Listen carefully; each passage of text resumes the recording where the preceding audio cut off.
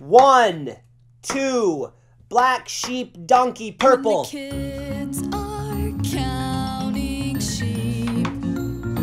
When the kids go to sleep, dreams and memories. When the kids go to sleep. You made me miss my cue, bro. If you were a professional, you would have hit it. You'd have nailed it.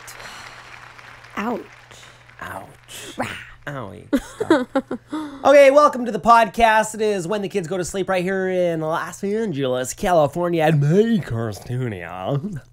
We were just What? We were watching some early Jim Carrey stand-up, and It was fun. I was trying to, do my inner Jim Carrey. Channel your inner Jim Carrey. That's what I was trying everyone. to say. Channel my inner Jim Carrey. Have you ever channeled your inner Jim Carrey? Alrighty then. Alrighty then. Anyways, so welcome to the podcast today. Today is a very serious topic. So serious?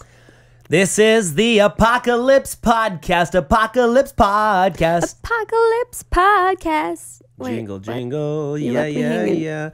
When is the world gonna end? In 2012? Because it's not over yet. You know, it still could end in 2012. When is that supposed to happen? Like the Mayan calendar, isn't it like the end of the year? I think it's December or something. December 2012. Yeah, So that sounds about right.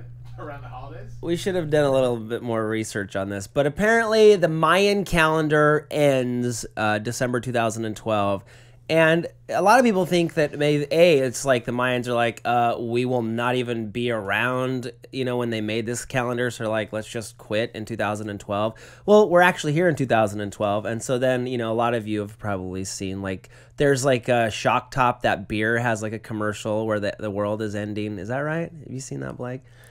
December 21st. Oh, that sucks, man, because it's like you've bought all your Christmas presents and you don't even get to give your Christmas presents if the world ends. If the world's going to end, if you know the world's going to end, you don't even need to bother buying your Christmas presents. Well, that's the thing. Mayans hate Christmas. Mayans hate Christmas.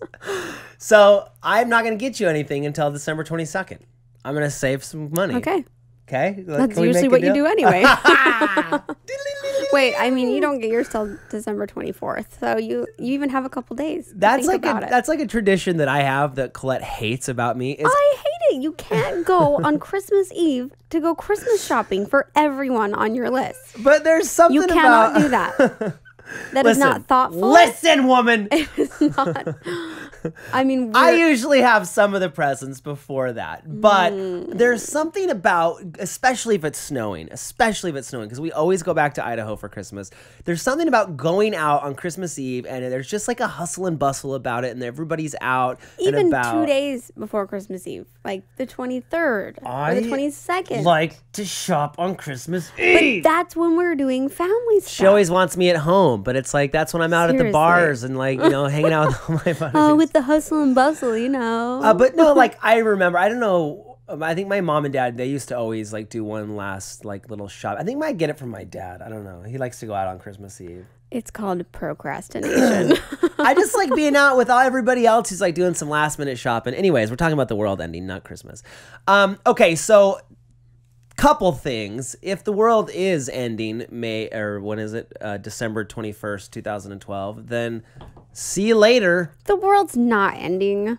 I just think that's such a hoax. How would it end? Just like a giant, because we all, like, if you're familiar in like biblical stuff, there's going to be Armageddon, right? There's like going to be a great last war. Yeah. That'll probably mess some things up. But even like I've read scriptures where it says not even the angels in heaven know when, because we're Christians, so we believe that Christ, that's when we believe the world is going to end again, when Christ returns to the earth. He came in the first time, he, lived his life, had the crucifixion, and then he was resurrected. And then when he comes back, his foot will touch on the Mount of Olives and it'll split. I don't know. That's all in the scriptures. Yeah. Read it. Read your scriptures, boys and girls. Yeah, but I don't think it's going to end in December. But December. if it does, I'll be happy. Will you be ready? Are you ready to meet your maker? I will do my best. Are you ready to meet your maker studios? That's the idea. Every day you should be ready to meet your maker studios. Right. You should be ready. Some of the signs of the end of the world, well, there'll be wars and earthquakes and hurricanes And zombies. lots of that stuff. I don't know if there'll be zombies. That is a very good question, actually, because I've seen there's the TV shows. What's it called? There's these shows called, there's a name for it. Preparers or, I don't know. It's on Discovery Channel. There are these people that have they have 72-hour kits. They have like gas. They have generators. They have guns. What are they called? Man, you guys are saying it in the comments right now. I don't know. Anyways, so that's a good question. Are we prepared? And that's it. Here's what I think. I don't think that we all need to be like gloom and doom. The world is going to end. What are we going to do? I think that we just need to live our lives and just be prepared for moments like that, like earthquakes and things that'll happen, because if the world is ending, those kind of things are going to be happening, right? My biggest fear is earthquake, tsunami, because we're in Los Angeles. I don't know why that freaks me out. Just because it happened already in Japan, obviously. Here's my greatest fear, if that happens, is traffic.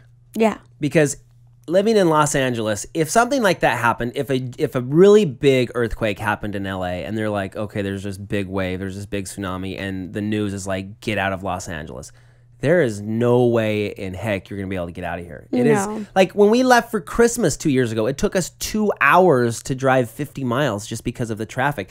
And if there's like pandemonium in the streets and everybody's trying to get out, this town will be gridlocked. You will be trapped in this no city. way. So there's going to have to be, it's going to take people a week to get out of this town. So that means you're going to have to kind of like hunker down. And I would say, like, if something like that happened, if you weren't like on the road already and you didn't get out immediately, you're going to kind of just have to hunker down and like survive for a couple days till like people have time to disperse out of the city. And if there's a giant wave coming, you're SOL, Sonny. There's nothing you can do, really. Yeah. But I think it's important, instead of like living in fear of those things, because I tell you that's one of my fears, but I've decided it's pointless to be like, oh no, what if this happens? All we can do is just be prepared, like have a 72-hour kit, have, batteries and flashlights and water and all those things that you're going to need in case that happens. Just make sure that you are preparing yourself. Right. That's very important. So food storage is a big key. I remember growing up, my dad was in the military. He served in he was in the Army Reserve for 12 years. And we always had MREs in our basement. They're like these pouches that come in like this really tough brown plastic stuff. They're called meals ready to eat, MREs. And me and Casey, like, we would just go down and like get into them. Like if there was nothing in the fridge to eat, we'd like go like root through the MREs, and there would be like fruit pies that we'd eat. And like there was some stuff like the beef stew in the MREs was really good.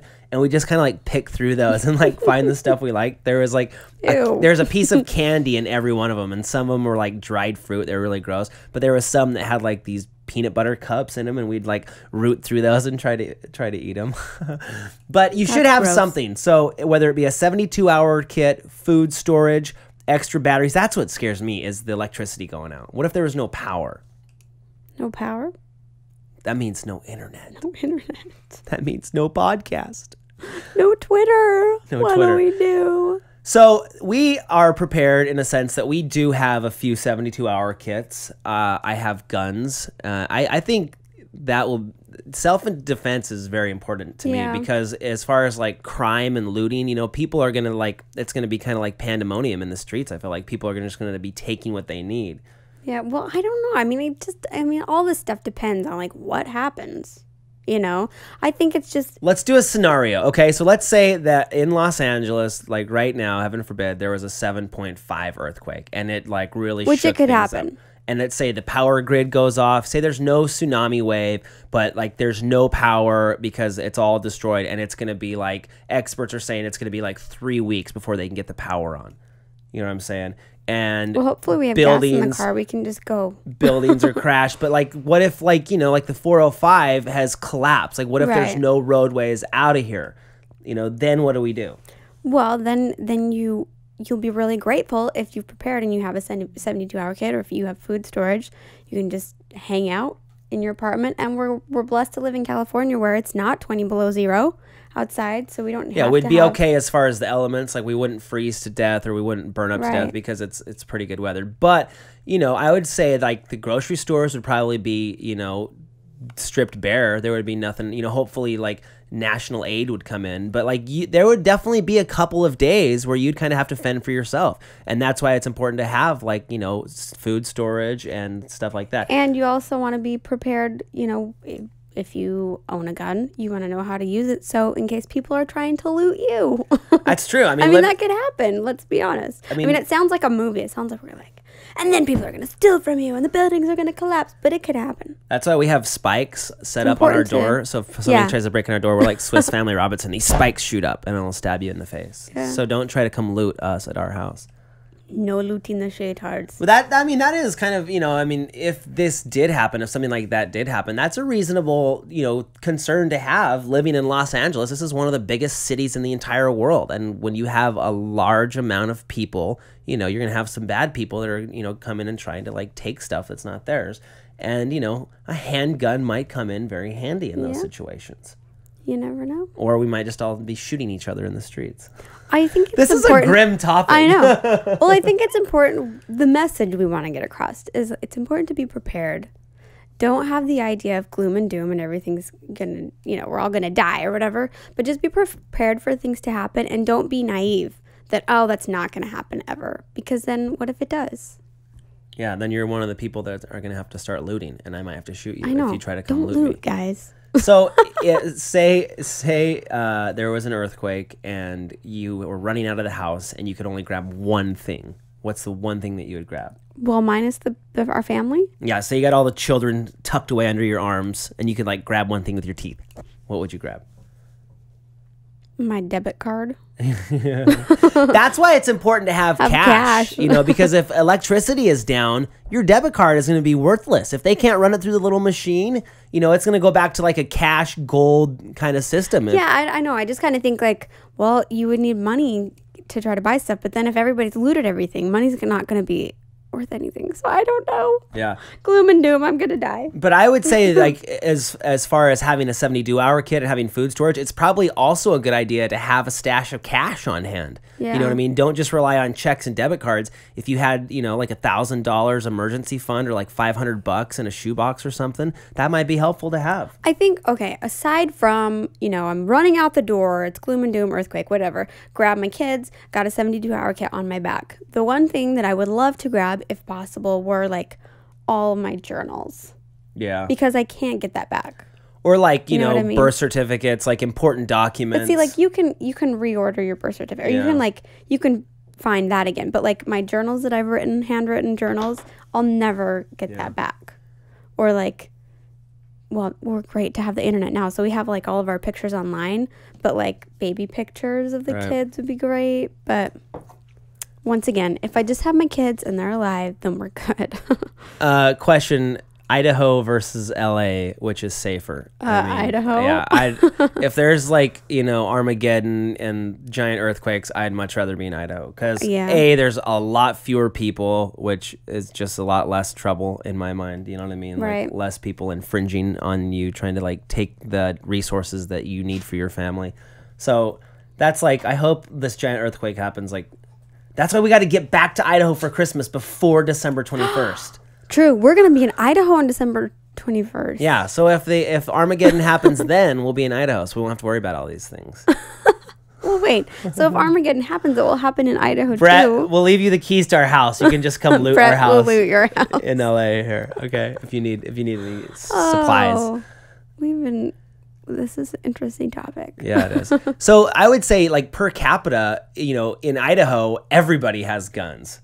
Yeah. In LA, that's not necessarily true. I don't think everybody in LA has guns, but like pretty much in Idaho, I'd say, you know, out of 10 houses, probably 7 of those 10 houses have firearms in their house. Mm-hmm. And I think that is a good and a bad thing because I think, you know, I remember when we went to Nashville for the marathon with Dave Right. Ramsey, you know, people don't mess with each other because everybody Because they're knows allowed to that carry everybody firearms. has guns. Yeah. And if you go and you mess with somebody, that person very likely has a gun with them. And so if you're going to go try to like steal something or like, you know, give somebody crap, they probably have a gun in their car. Like I remember the taxi driver, he's like, yeah, I have a gun right here. He like shows us his gun. We're like, okay, bro, we'll be sure to tip you well. You know what I mean? Yeah. So guns kind of like set this even playing field, you know, and there's a big debate on gun control and gun safety and stuff like that. But, you know, in those kind of situations, I would feel safer. I would definitely with my family, with, you know, my job is protecting my family. I definitely want to have a firearm, and just in case any situation And comes up. I actually feel safer having it. Like when you're on business trips and I know there's a gun in the house, I feel better and I know how to use it. Don't mess. Don't mess. We did. I took Colette to the firing range, and I've made her shoot the gun a lot of times, so she knows how to load it. I used to shoot in high school too. We would go out in the mountains and shoot targets and stuff. So So we've never really experienced such pretty a bad cool. egg. Such a Pretty bad cool. egg. We've never really experienced that many natural disasters. Thankfully, we haven't. I mean, we were in that one minor earthquake when we got back from Idaho, the last trip at 3 a.m, and we were both like, what do we do? Yeah. There was like a 3.6 earthquake, and it was scary. I mean, it wasn't a big earthquake. A 3.6 is not considered like a big, scary earthquake, Yeah. but it shook our building, and we were both like, you know, my heart was going, and I was like, "What? Should we grab the kids? What do we like?" Because you know, we wanted to get out of there, but you know, we've never been in like a hurricane or a tornado. Actually, we almost were in a tornado once again when we went to Nashville to run that marathon with Dave Ramsey.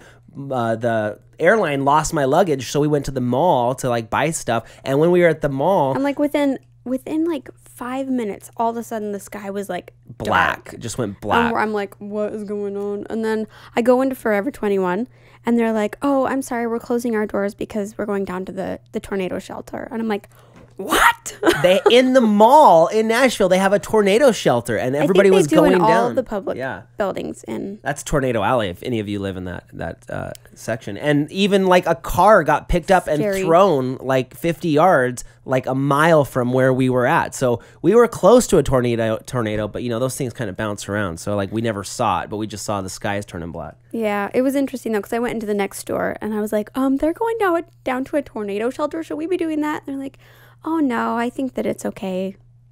It was scary though, because I don't know what to do. this mall that we were at had a glass ceiling, and so we were walking through and we could see the skies just getting dark and this lightning. And it's like it's kind of funny because when I was on my mission, I was in Barbados and there was a hurricane coming and we were tracking it, and there was this weather hotline that we could call and it would tell us the longitude and latitude of the hurricane. And we had this little map that had like the grids on it, and it had like the little island of Barbados, and every time we'd call, they would tell us the longitude and latitude of the eye of the storm. And so we were like tracking it. Like every hour we would call and we would like draw a dot on where it was coming, and we could see it, and it was coming right towards Barbados. And to me, I was kind of like, this is exciting. You always get excited I when do. stuff like that And- happens. because I get like bored with like everyday life. So I want something to happen that's like, this is definitely different. We might die. This is exciting. This is awesome. And I remember my companion, Elder Lloyd, was like freaking out, and he was like not happy about this thing. And I was like, this is kind of cool. And the skies were getting dark, and the palm trees were starting to like, you know, get lower because like the wind was blowing. But then it ended up like missing us. And then the next morning, the newspaper headlines, because if you live in Barbados, you're considered a Bayesian. And the next morning, the headlines on the newspaper said, God is a Bayesian, meaning that he purposely made the hurricane go around Barbados because he's from Barbados. Right. So, yeah, there's been a few times where like had those scares, but we've never been in, you know, like a Hurricane Katrina or any of those situations. And I shouldn't, you know, make light of like, that's cool, because people who have suffered like real devastating circumstances obviously didn't think that was cool. Right. I think that it's, going back to the not being totally scared, like we're making light of it because it is a big thing and it happens in our world. But I think that it's important to still just know that, you know, these things are going to happen and we can't like live in fear of it happening to us, you know? Right.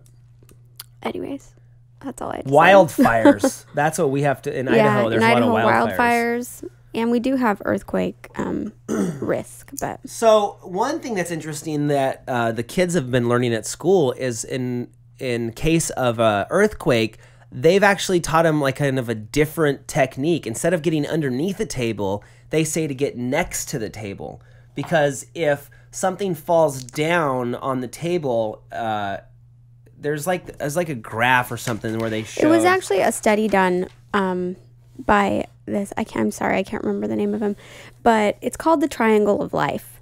This earthquake investigator was investigating a school that had been, in an earthquake, and basically all of the children in the school had been crushed underneath their desks because they were taught to get under your desks in an earthquake.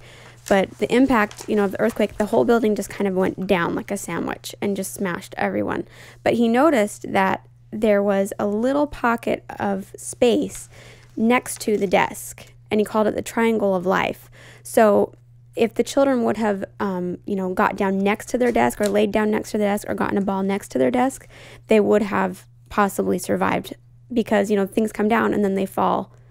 We'll put up the Triangle of Life right here. Yeah, so it says to get next to things. So that was one thing that they were teaching the kids, which I thought was interesting. Because, growing up, you always learn to get in a doorway or to get underneath something. So here's another thing, too. Like, when that earthquake happened, we were like, what do we do? Like, because your mind is racing so fast. It's definitely... And it happened so fast. Yeah. I mean, it was a short earthquake. Yeah. It wasn't, like, very long. Like, we couldn't have really done anything if it would have caused any damage. So...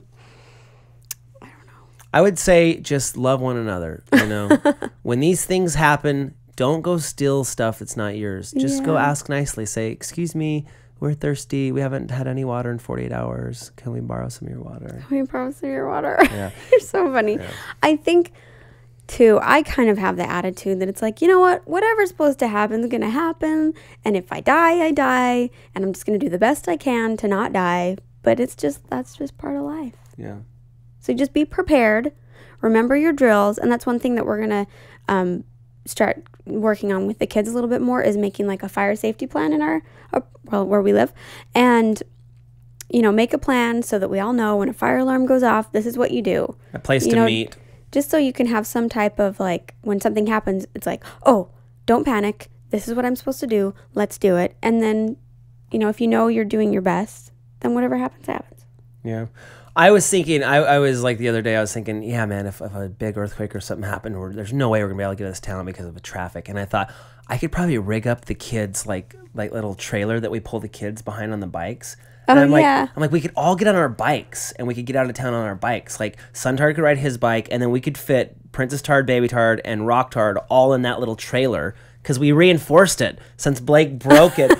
When we were shooting that running video, we took that to be like one of like the things. We got a souped up bike trailer. Yeah, so it's like souped up now because they put like this really heavy duty board underneath it because Blake was riding in it and it crashed and he like fell and he hit his side when we were trying to shoot that running video. Anyways, I was thinking we could fit our 72-hour kits and the 3 smaller kids, and I could ride that bike, you could ride your bike, and Suntard could ride his bike, and we could just go right up the LA River and get out of here if we had to. Yeah. See? And some people will be like, oh, shit, that's so silly. But it might happen. Because like if the power's out and, everybody had to get out of LA and then there's just traffic and like even the roads were down, like you might have to ride your bike. Like we might have to like get on our feet. Like we have to hike out of here. You know what I'm saying? Yeah. That's why you should exercise, get in shape so Brett you can hike says, out of LA. If you had to stay with any YouTuber during a disaster, who would it be? Who else has a lot of guns? I know Kevin Bruick has some guns. Philip DeFranco just got some guns. Maybe I'd stay with Phil. Phil has some guns. Phil's ready for the zombie apocalypse. Maybe Phil. What other YouTubers? Freddie Wong? Freddie Wong, yeah. What? Phil has a zombie kit where you break the glass and there's like stuff behind it, like a shotgun. Oh, nice. Plus, where Phil lives is a good place. Like out of... I'll tell Phil's address here. He lives. Yeah, we'll just he put lives that in the description. He lives below. up on like a hill, so if there was like a big tidal wave or tsunami, he would be out of the tsunami zone. When we first moved to California, I had very vivid dreams that there was a giant wave because we live right by the ocean. And in my dreams, I logistically was running from this giant wave, and I remember in my dreams seeing a little boogie board, and I thought, I'm gonna grab that boogie board, so when the wave hits, I'm gonna time it just right. I'm gonna land on this giant 50-foot wave, and I'm gonna ride it out of here, and I'm gonna be safe. Good plan, honey. That's a good plan. It could happen. Could happen. So, yeah, just things to think about. You know what I mean? It's not like doom and gloom, but you should be prepared. You should honestly have, a 72-hour kit, at least extra batteries, flashlight, some candles, if the power did go out, some water, And one thing I was thinking about for mine is like a pair of flip-flops for each of the kids. Because half the time we're walking around our house barefoot. Like, what if something happened? We grab our things. Grab and your run. emergency We're not going to be like, flip-flops. oh, I need to put my shoes on. I need to grab my lipstick. Oh, what else do I need? You just got to go. So maybe a pair of flip-flops. I'm terrified of an earthquake happening, A, when I'm in the shower, or B, when I'm taking a dump. You know what I mean? If it happens during one of those two things, like, just imagine, like, running out of your house and your, like, pants are half up and you haven't wiped yet. Like, how, and then, your house collapses. Like, so embarrassing. You should wipe first. 'Cause you're like, can I borrow some toilet paper?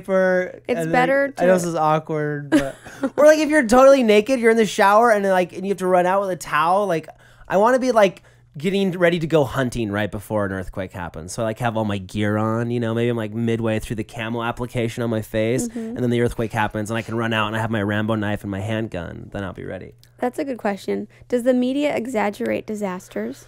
I actually think the media downplays disasters. Like when that earthquake tsunami happened in Japan, I remember watching like the wave coming in on the news feed, watching the wave come in and watching a car driving away from it. And I was just like, helpless, Right. that feeling of like, who's in that car, and the person that was speaking was just like, oh, and then there's the wave and it's coming in, and Right. it just felt like, I think that their job is to They're be taught calm. that, They're yeah. taught to be calm because obviously if there's a national disaster and we're all freaked out and they exasperate the problem, then that's just going to be Public hysteria. mass pandemonium. Yeah, public hysteria Pandemonium. is way worse than any natural disaster, I feel like. When people when there's a fire and people start screaming out of your homes, and we're gonna trampling each other, that's why they always teach you, like exit the building calmly and don't freak out, because people do, they just start, going crazy, and that's when people get hurt.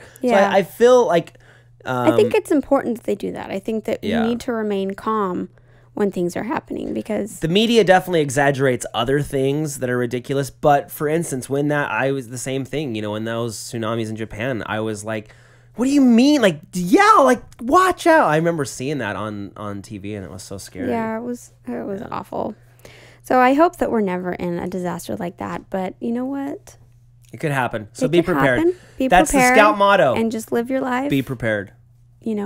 Prepared and happy. So we challenge you right now, today, after this podcast, go out, get you a couple gallons of water, get some batteries, get some nice heavy-duty flashlights. Don't get some of those dollar store flashlights, because that's going to be the worst. You're going to be kicking yourself when all the power's out and you're like, this thing sucks. Yeah, we have a really big like mag light flashlight. Yeah, It's she got like this it's a heavy duty. big, like one, like you could like beat people with it and Yeah. see your way in the dark. Yep. So go get a few of those things. It wouldn't hurt. Get yourself a little bag, maybe a little backpack, put some stuff in there and just put it in a closet somewhere, so that like if something like that happens, you can go grab it and you'll be prepared and you'll be grateful. And maybe this podcast saved your life. Maybe. Or maybe Or maybe not. Maybe But we love you. Yeah. Anyway. All right. Well, we'll see you on December 21st. We'll see We you gotta on be in December Idaho. 22nd, because the world is not ending on December 21st. Repent now. I'm telling you, you better repent. You're going to go to hell if you don't. Repent and get your 72-hour gets. There you go. Great practical advice. See you next time. Why is this so funny to me? I don't know. Oh.